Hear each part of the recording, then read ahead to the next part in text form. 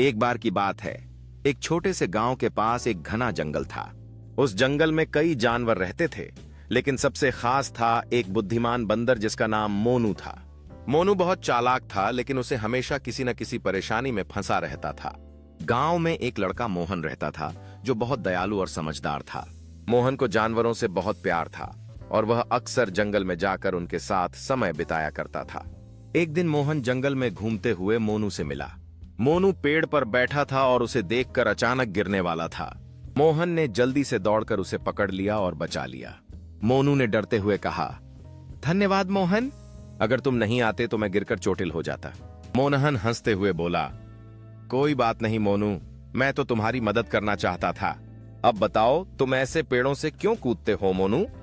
थोड़ा शर्माया और बोला, मैं हमेशा नई नई जगहों पर कूदता हूं और कई बार मैं खुद को परेशानी में डाल लेता हूं।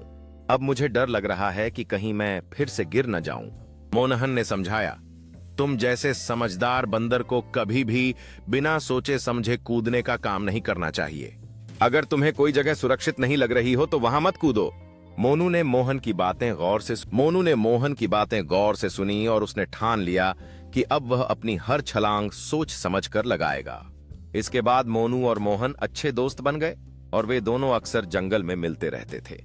यह कहानी बहुत ही प्यारी और नैतिक दृष्टि से महत्वपूर्ण है। इसमें हमें यह सीखने को मिलता है कि कभी भी किसी कार्य को बिना सोच समझे नहीं करना चाहिए, क्योंकि इससे समस्याएं आ सकती हैं। साथ ही सच्चे दोस्त एक दूसरे की मदद करते हैं और एक दूसरे से बहुत कुछ सीखते हैं। मोनू और मोहन की दोस्ती हमें यह सिखाती है कि समझदारी और साहस से हम अपने डर पर काबू पा सकते हैं और सही रास्ते पर चल सकते हैं।